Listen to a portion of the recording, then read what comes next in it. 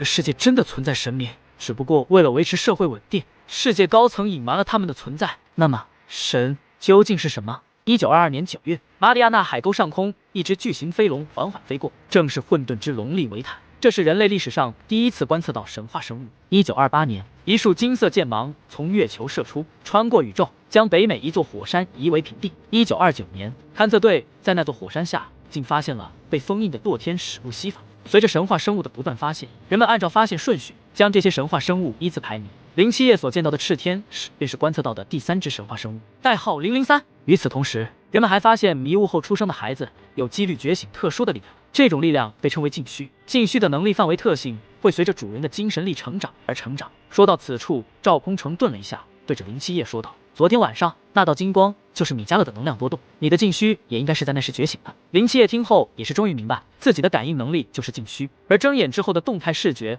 和炽天使神威则是能力的成长。赵空城不紧不慢地倒了杯水，继续说道：“根据精神力的强弱，我们将禁虚分为6大境界。第一境为斩，如杯斩之水少不动；第二境为池，如池塘之水多而不动；第三境为川，如川流之水奔腾不息；第四为海境，如汪洋大海浩渺广阔。当精神力近乎无穷无尽时，则是第5境无论。而当精神力真正达到取之不尽、用之不竭，打破空间维度之时，便达到了第6境克莱因。这么厉害，那我是什么境界？”07夜兴奋地问道。“你妈就是个斩境，比普通人稍微厉害一点。”07夜听后心想，这么看来，能够打开精神病院大门，应该是因为自己突破到了斩境。那是不是意味着自己每突破一次，就能多放出一个病人呢？想到这里，07夜突然冲着赵空城问道：“那你呢？你这么厉害是什么境界？”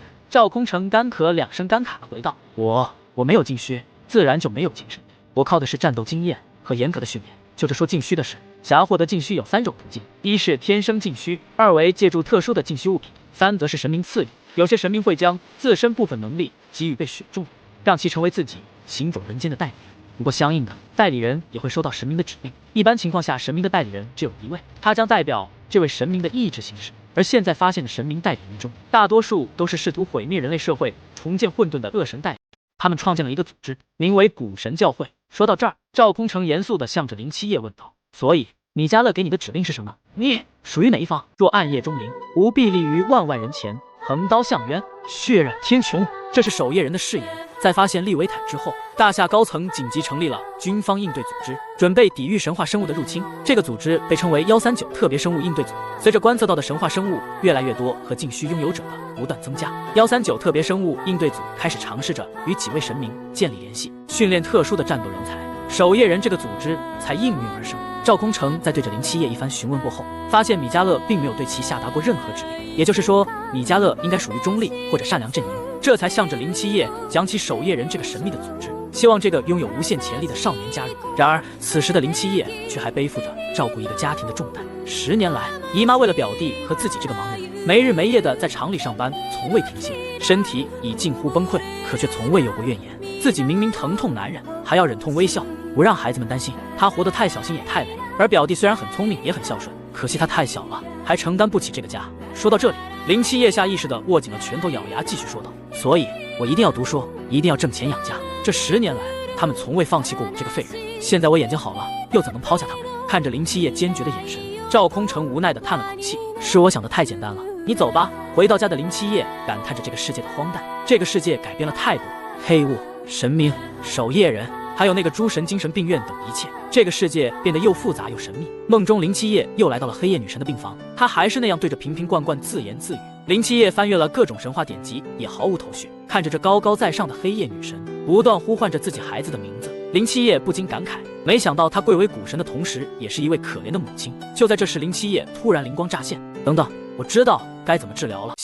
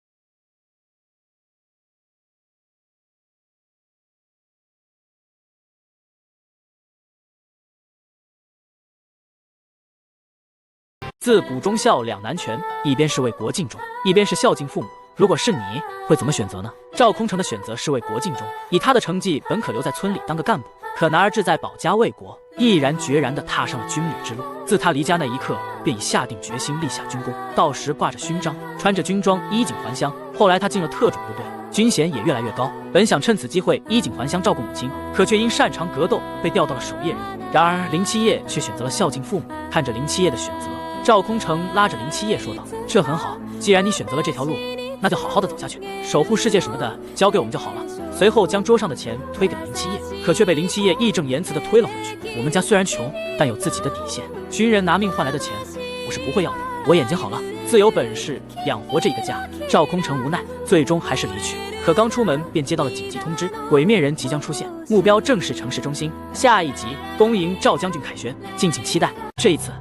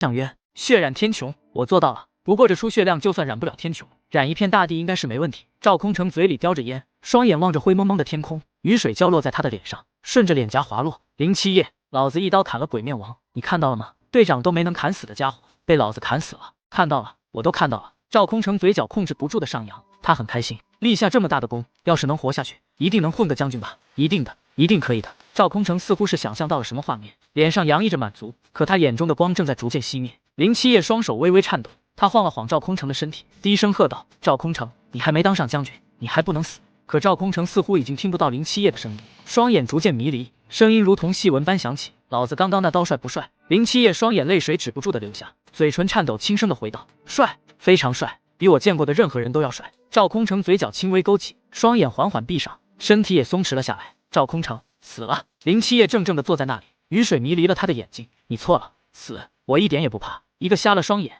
被关进精神病院的孩子会害怕死亡吗？我曾在黑暗中无数次试图了结自己的生命，但光明却一次又一次的把我救回来。我这个人最欠不得别人人情，你救了我的全世界，我又能为你做什么呢？我又如何才能报答你？就在这时，鬼面王竟又重新站起身来，只不过脖颈之上那个苍白的头颅已经消失得无影无踪，取而代之的则是他胸前那颗猩红的鬼眼。林七夜拔起那柄直刀，缓缓起身，转过头去，双眸之中仿佛有轮烈阳在熊熊燃烧。尽管雨下的再大，此时也浇不灭他心中的怒火。